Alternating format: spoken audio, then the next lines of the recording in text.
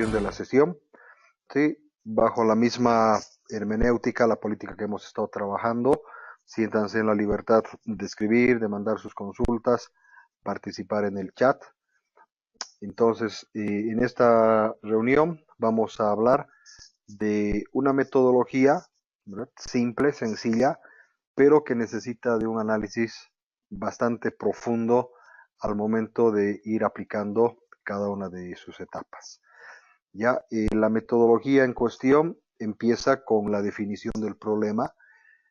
Entonces, acá es importante, como en todo ejercicio que se tenga que resolver, pues tenemos que identificar claramente qué es lo que queremos simular, ¿verdad? Tendremos que identificar cuál es el problema, cuál es la situación, qué ambiente vamos a simular, para tener claras las ideas y poder de esta manera orientar básicamente hacia dónde queremos ir.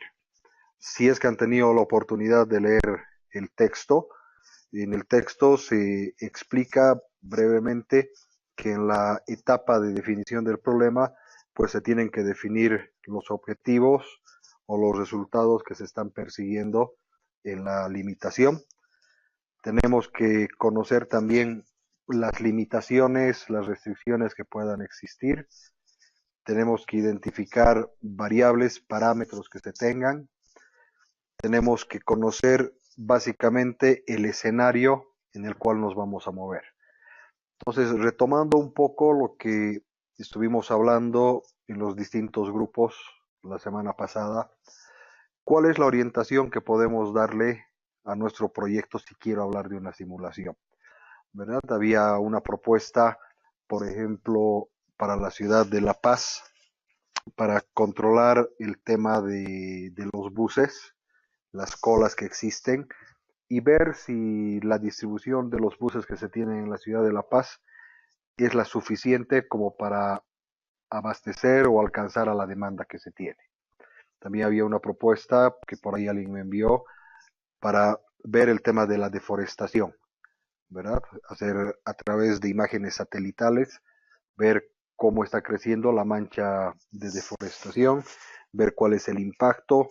Entonces, es muy, muy importante que para llevar adelante la simulación conozcamos perfectamente al problema que nos estamos enfrentando, identificar las variables, las restricciones que tenemos, nuestro campo de acción, e inclusive yo me animaría a decir, ver cuáles son los posibles escenarios a los que yo me puedo enfrentar o contra los cuales yo puedo ir a trabajar. Sobre este primer punto, sobre definición, ¿alguna pregunta, alguna consulta que tenga alguno de ustedes? Adelante, por favor. Doctor. Adelante, por favor. Buenas noches, doctor. Aaron Rioja le habla. ¿Cómo estás? Buenas noches. Bien. Yo he estado estructurando un poquito ya este problema que nos lanzó en el foro, bueno, en realidad este sistema, y estaba enfocando desde un punto de vista para poder analizar el punto de quiebre de un sistema de exámenes en línea. Me parece que es algo interesante y aparte que es algo necesario, porque estaríamos hablando más o menos de pruebas de estrés, y cuando se tiene bastante concurrencia, por ejemplo, en este tipo de sistemas o en cualquier otro, es necesario identificar este punto de quiebre. Pero no sé si el lineamiento y la simulación estaría bien orientado, porque lo he estado trabajando un poco y veo de que hay las etapas y los objetivos, y no sé si por este lado se puede ver, o es que es el enfoque de la simulación que se tendría que dar. Si te entiendo bien la pregunta, lo que tú quieres es tener un ambiente de simulación para ver los exámenes en línea. ¿Qué es lo que estás queriendo vos hacer? Determinar la seguridad, la factibilidad. ¿Qué es lo que estás queriendo vos simular? Bueno, básicamente lo que quiero simular es la concurrencia de los participantes, e identificar en qué punto el sistema ya no va a tolerar más participantes. Es decir, tenemos, por ejemplo, 600 estudiantes que van a entrar a una prueba a una determinada hora, pero al número 601 el sistema ya no tolera más y se rompe. Entonces, ese proceso de simulación es el que estaría automatizando si se quiere. Sí, en este caso, pues tú estás hablando básicamente de una saturación que se podría presentar, porque tienes la limitante que puede ponerle el mismo sistema, ¿verdad? O sea, 300 participantes y ni uno más es una variable controlable, pero si estás hablando de manejar un entorno de exámenes o de pruebas o de cualquier tipo de acceso completamente abierto, tu limitante va a ser la capacidad de respuesta que tenga el entorno, ¿verdad? Porque, ¿qué es lo que sucede? Si vayámonos a un ejemplo sencillo, tú tienes una capacidad instalada en tu casa o en tu oficina de, no sé, de 1 giga para navegación. ¿Y por qué a medida que van llegando los usuarios empieza a caerse la velocidad? ¿Verdad? Porque vamos empezando a copar espacios. Y eso va a suceder exactamente en el entorno que tú estás queriendo simular. Entonces, lo que tendrías que manejar son variables, en este caso memoria, capacidad de respuesta, y a partir de eso plantear tu modelo de simulación. Porque ¿qué es lo que tú vas a tener ahí? Un entorno controlable porque sabes cuál es tu capacidad de memoria, sabes cuáles van a ser tus tiempos de respuesta, pero no sé si es a lo que estás queriendo apuntar.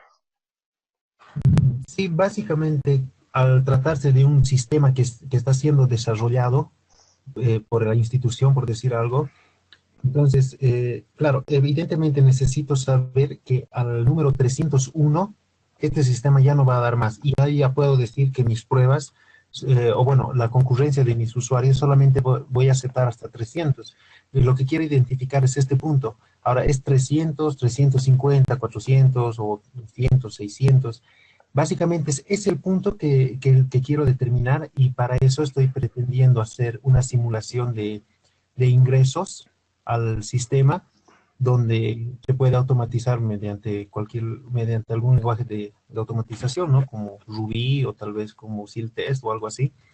Y cuando ya lleguemos, por ejemplo, tengo el 290, el sistema funciona 291, 292, 293. Ahí se rompió el sistema. Entonces yo voy a decir de que mis pruebas solamente soportan hasta 285 usuarios ya porque después ya no va a dar, ya no va a funcionar, ¿no? Y claro, por supuesto, esto también está en función a la capacidad de memoria, a la cantidad de ancho de banda que se tenga y todo ello, ¿no? Pero básicamente es el enfoque que quisiera identificar, porque yo con mis variables en realidad de todo lo que es la memoria y todo lo que es el hardware son conocidas. Lo que desconozco es hasta qué punto me va a soportar todo eso en un ambiente real, no solamente en un ambiente ideal, ¿no? Porque sí nos puede dar parámetros matemáticos de decir, con esta cantidad de memoria y con este ancho de banda, se supone que aguantaría el sistema más o menos esta cantidad, pero es este el proceso que quisiera simular y no sé si la línea es la indicada. La verdad yo te digo, no le veo mucha complicación.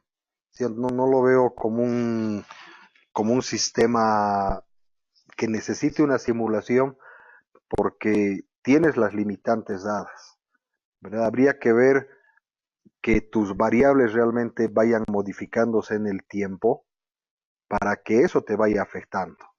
Entonces, si tú sabes que el sistema por sus mismas características te puede soportar hasta 500 usuarios, sabemos que su limitante es 500 porque ya viene preestablecido por las capacidades que tú estás dando. Entonces, habría que replantear, habría que ver cómo se podría realmente orientar este tema. Es interesante, pero ya te digo, Aaron, yo lo veo como que tienes los inputs necesarios, que no necesitas una simulación, porque ya los tienes ahí, ¿verdad? O sea, tú tienes tu máquina, vayamos a ese contexto, con, no sé, 64 gigas de memoria. Entonces, empiezas a abrir programas. ¿Hasta qué momento vas a poder abrir programas sin que se te sature la memoria? ¿Verdad? Dependiendo del tamaño de cada programa que te vaya consumiendo la memoria que estás utilizando. Entonces ahí conoces, no sé, cuánto utiliza Excel, cuánto utiliza tu navegador, cuánto utiliza el que te reproduce el audio. Entonces es una sumatoria. Habría que replantear un poco el tema este que tú estás planteando, porque yo te soy franco, no le veo la complejidad, porque es un entorno en el que existen ciertos parámetros de control.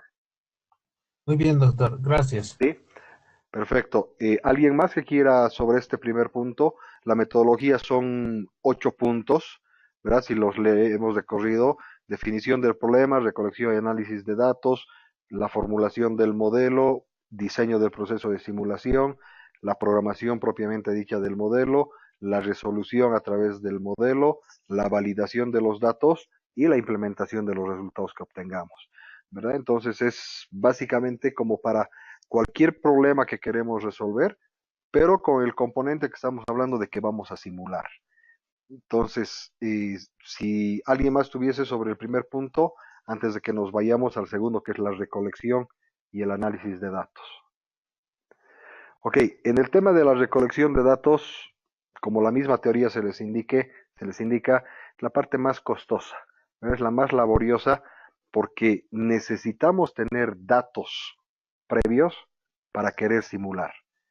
Si tomo el caso que planteaba Aarón, tendrías que partir de un sistema ya funcionando en el que puedas tener un cierto histórico de cuántas conexiones han habido hasta que se te ha caído, ¿verdad?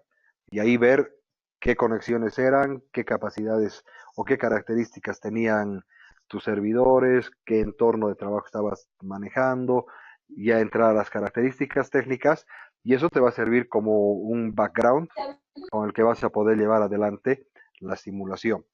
Entonces necesitamos que este relevamiento de datos sea efectivo, ¿verdad? Porque estamos hablando básicamente de nuestro colchón para poder trabajar con todo lo que va a ser posteriormente la simulación. Ahora viene la pregunta, ¿qué hago si no tengo datos históricos? ¿Verdad? No sé, simulemos en Cochabamba, para quienes no están en el departamento de Cochabamba y no han escuchado la propuesta que hay, se va a hacer un tren metropolitano, ¿verdad? Que va a unir de, de un poco más allá de Vinto, que es pasando Quillacollo, hasta Sacaba. Entonces, si yo quiero simular el comportamiento de este tren para ver si realmente va a mejorar el tema de movilidad de pasajeros en todo lo que es la mancha urbana de Cochabamba, ¿qué datos voy a utilizar? Porque no hay, ¿verdad? Entonces, ¿será que me van a servir los datos de transporte público, buses, trufis, etcétera? ¿Será que tengo que crear escenarios, ¿verdad? Esta palabra la hemos utilizado muchas veces ya a través de una prospectiva, es decir, ver hacia dónde estoy avanzando con datos del pasado, ¿verdad? Entonces aquí les dejo esta pregunta. ¿Qué hago si no tengo data con la que pueda simular un entorno al cual quiero ir a trabajar? Los escucho y espero sus respuestas. Doctor. Sí, Aarón.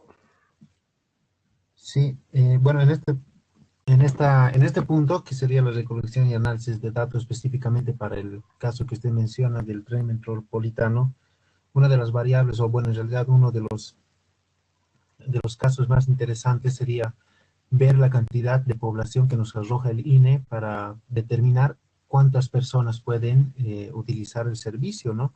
Y, y si este nos va a abastecer, y tal vez de ahí se determinaría también la cantidad de idas y vueltas que tendría el tren metropolitano.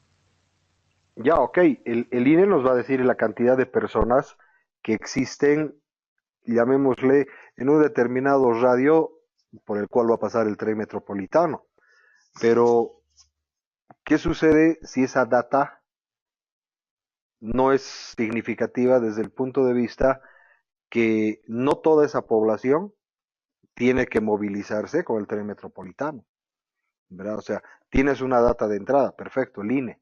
Es decir, existe una población, démonos 500 metros a ambos lados de las vías del tren, o sea, un rango bien pequeñito, y determinamos la población, ¿verdad? Un tema de un censo bien focalizado.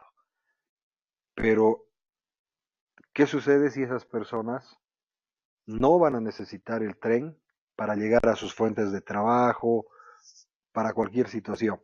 Entonces, es un dato que lo vamos a tener, pero no necesariamente, perdón, va a ser de nuestra utilidad. Hola, Sí. doctor. Sí, adelante. Buenas noches. Y en realidad lo que debería hacerse, el modelo que debería hacerse para verificar o simular la dinámica de funcionamiento del tren metropolitano, debería ser realizado en base al flujo que tiene el transporte de pasajeros público, ¿no? De los minibuses, los buses y todos los que van dentro de ese eje que va a involucrar el tren metropolitano. En cierta manera, lo que habría que hacer un modelo, por lo menos como me imagino ahorita, un modelo de simulación que identifique primero las líneas de transporte que hay como para ver y cuantificar cuánto mueven cada flujo. Y después habría que ver también los periodos del día, como para ver cuáles son las horas más concurridas, las menos concurridas, para tratar de ver y ponderar en cierta manera como para poder decir de qué capacidades tendrían que ser los trenes metropolitanos, de qué rangos de velocidades utilizar como para que pueda moverse y transportar de manera mucho más óptima los flujos de pasajeros, porque de nada serviría que iguale a los flujos de transportes ordinarios y regulares que tenemos ahora. La idea es de que además de optimizar el movimiento de transporte masivo y el uso del espacio público, también debería optimizar el transporte o el traslado de los pasajeros de un lugar a otro. Entonces, me imagino que dentro de esos términos debería ir planteado un modelo que simule la eficiencia o la optimización del transporte público en base al tren metropolitano. Gracias. Ok, es otra alternativa, ¿verdad? Ver si es alternativa, ya que sea o no sea útil, es discutible porque el sistema de transporte público tiene unas líneas determinadas, ¿verdad? O sea, quienes vienen de Quillacollo o Vinto al centro de la ciudad, es la avenida Blanco Galindo y ahí se acaba. Pero el tren metropolitano, si no me equivoco, está un tanto alejado de esta ruta. Entonces, conociendo la idiosincrasia que tenemos en nuestro país, ¿verdad? O sea, es preferible esperar en una esquina a que pase un bus o un micro, a tener que caminar 4 o 5 cuadras para poder coger otro tipo de transporte. Entonces, ya sin seguir dando vueltas en esto, cuando queremos simular un entorno en el cual no tenemos los datos, pues hay que ver de irlos construyendo, ¿verdad? Buscar casos similares, buscar la participación de expertos, simular a partir de entornos que existan, que sean un poco parecidos, lo que plantea Víctor al decir, ver qué sucede con el transporte público tradicional. Entonces, es un modelo de simulación en el que obviamente vamos a tener que trabajar a partir de la prueba y error, ¿verdad? Implementar, ver si son los resultados esperados.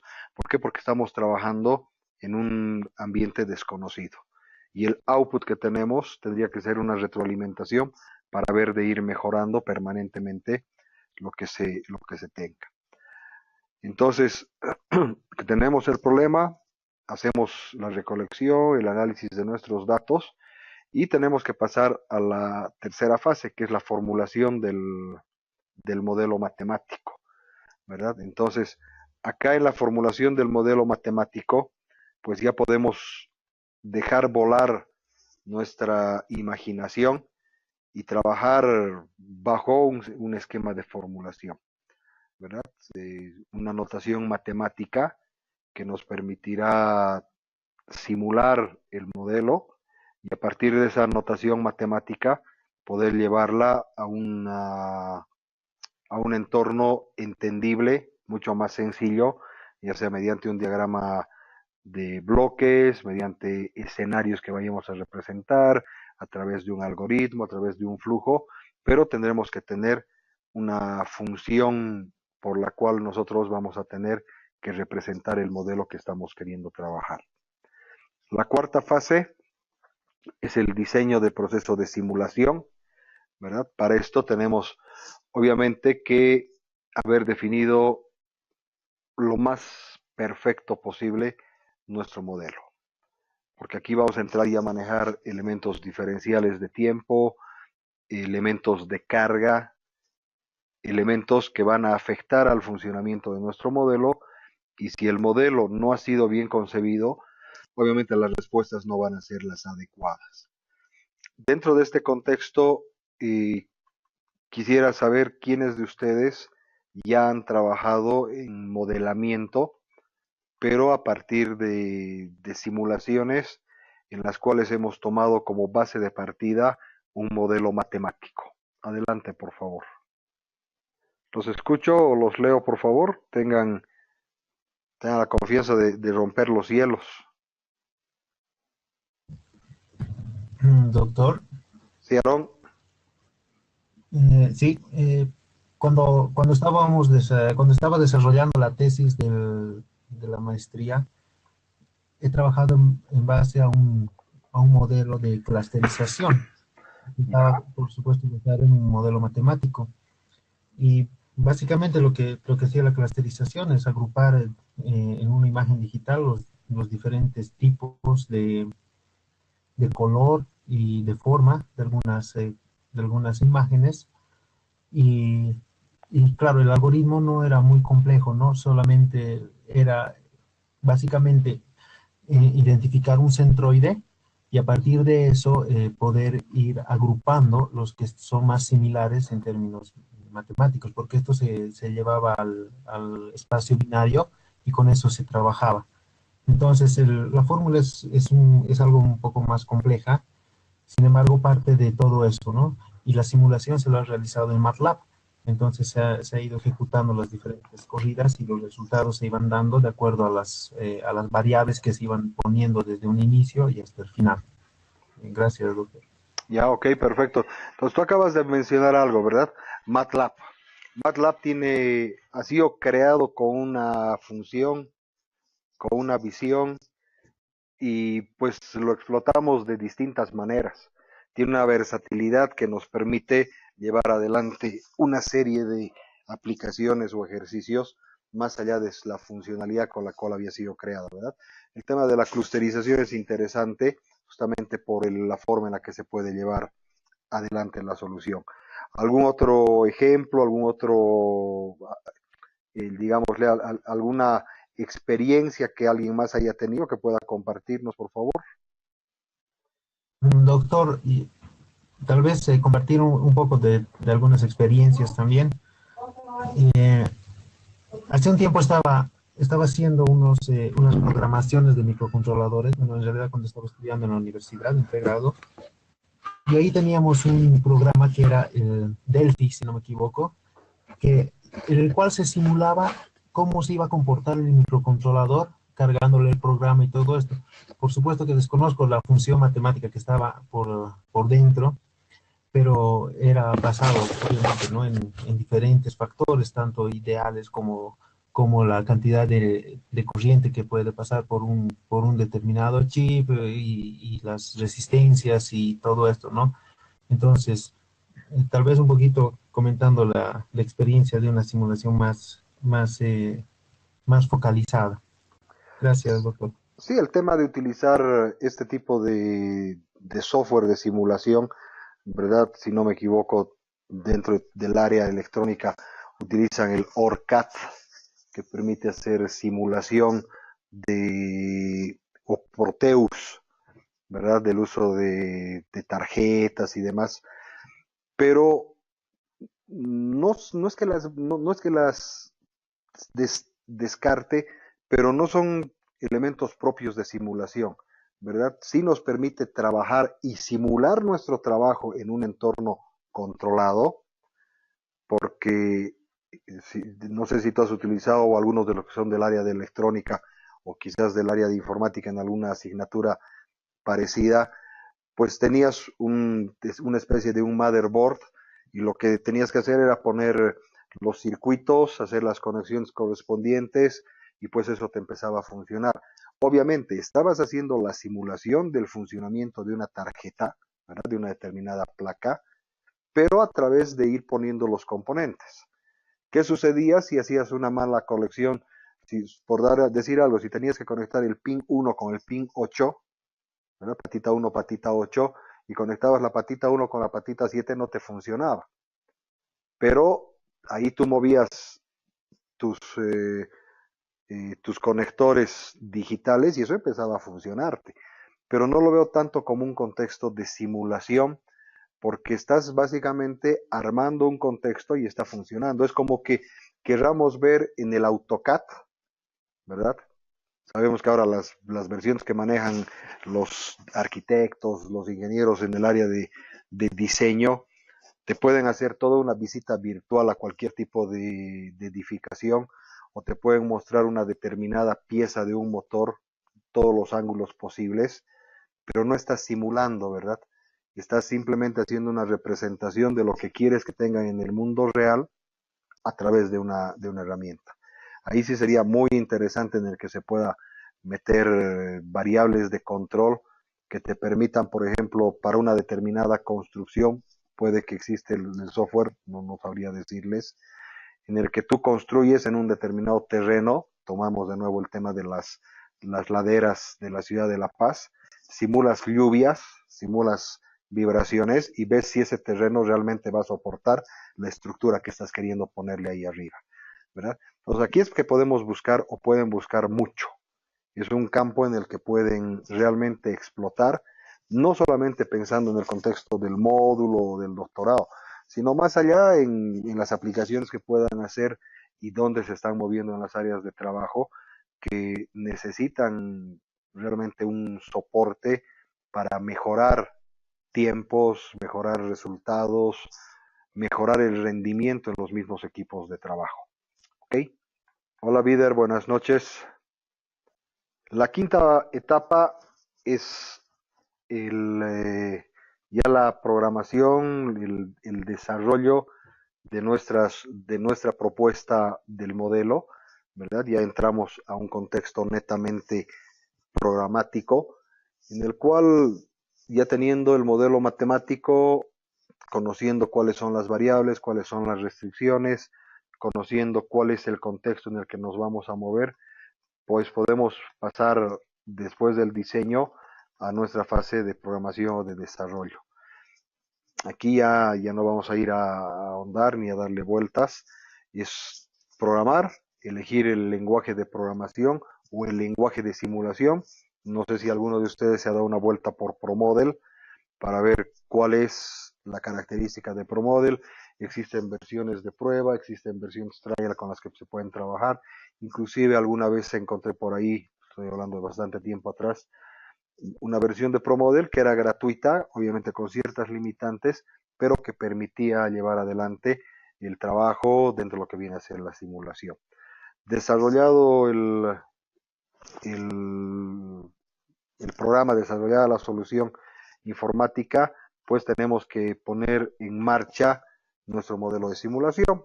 Es decir, tenemos que empezar a hacer que el modelo empiece a resolver. Entonces estamos en la fase 6, que es la resolución, es el hacer correr nuestro modelo e ir viendo cuáles son las soluciones. Pero acá es que tenemos que determinar cuáles son las condiciones iniciales. En la teoría tienen como primer inciso dentro del punto 6, determinar las condiciones iniciales de trabajo. ¿Y cuáles son esas condiciones iniciales? Las hemos determinado en la fase de la identificación del problema, ¿verdad? Porque no puedo estar en esta fase queriendo determinar cómo, con qué o de qué manera voy a hacer funcionar. Tendré que tener mis inputs, ¿verdad? Si retomamos nuestros primeros años de programación, ¿verdad? Es la inicialización de nuestras variables, ¿verdad? La variable x igual a 0, la variable y igual a 1, defino mi entorno de trabajo, mis condiciones iniciales y puedo comenzar la fase de la simulación.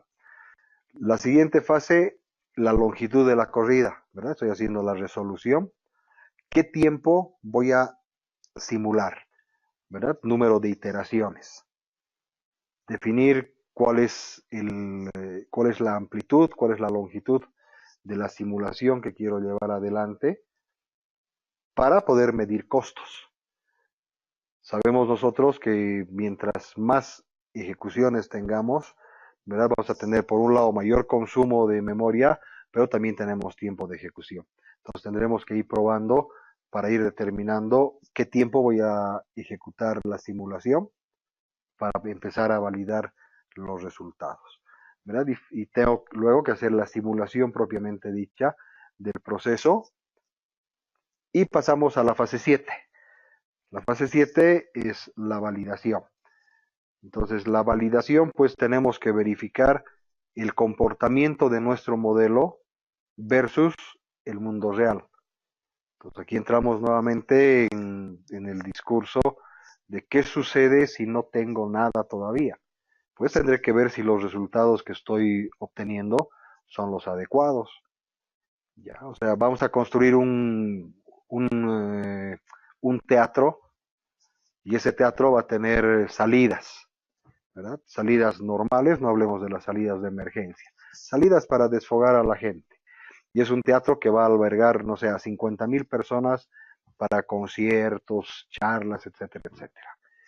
Entonces yo agarro, hago todo el modelo, defino los tiempos en los que las personas van a poder moverse del lugar en el que están a cada una de las salidas. Entonces ahí podré validar sin necesidad de tener la implementación o la creación del escenario, poder ver cuál va a ser el comportamiento de las personas. ¿Por qué? Porque estoy manejando un procedimiento en el cual yo puedo ir verificando la cantidad de gentes que pues simularé que vayan a la salida A, a la salida B, puedo poner como variables que las personas tiendan a ir a las salidas que se encuentran más cerca o a las salidas que se encuentran a la derecha o a la izquierda, ¿verdad? Defino un contexto de trabajo para poder definir mi modelo y finalmente procedo a la implementación, ¿verdad? Una vez, perdón, validados los datos que he obtenido de la simulación y estando seguro de que esa simulación es lo que yo quería, pues procedo a la implementación en el mundo real. Entonces, este es el panorama macro global de lo que viene a ser para nosotros el modelo con el cual pueden trabajar.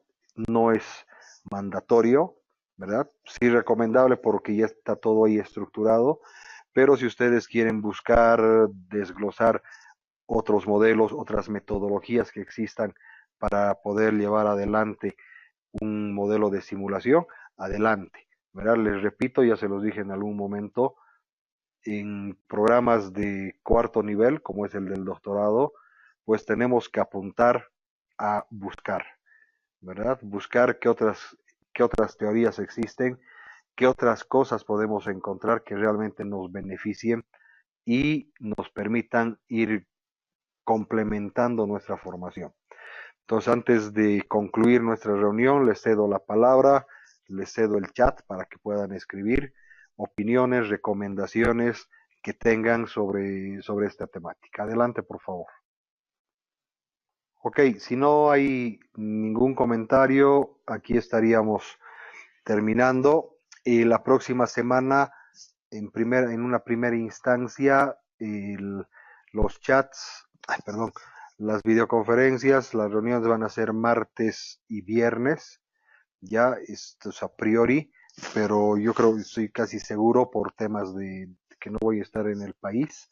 Entonces tengo que organizarme estoy viajando el jueves, regreso el domingo, voy a estar toda la próxima semana, vuelvo a viajar sábado, regreso jueves, entonces voy a estar realmente apretado de tiempo, cosa de que voy a hablar yo con los del CEMTIC para poder organizarnos bien y no los esté poniendo ustedes en apuros que lastimosamente a veces por temas de agenda tengo que moverles las fechas, pero dediquémonos por favor a trabajar en el foro, Ya la pregunta que les he puesto para esta segunda unidad no es conceptual, no es de buscar teorías, sino la de ya proponer algo a partir del modelo que se les está dando. ¿Ya? Si alguien, y les repito, encuentra y quiere utilizar otro modelo, lo pone ahí, lo cuelga y trabajemos, ¿sí? Disculpen la expresión, suena feo, pero no seamos caballos cocheros, ¿verdad? Abramos nuestros horizontes. Puede que esos 8 pasos que se los he puesto ahí, exista alguna otra metodología, algún otro método que simplifica o que es mucho más entendible, ¿verdad? Entonces tengan la libertad de hacer los ajustes necesarios y vayan viendo cómo podemos ir mejorando en esto, ¿sí? Entonces, un abrazo a todos, que tengan una buena noche, que descansen y que mañana tengan un día lleno de bendición. Chao, buenas noches, hasta la próxima.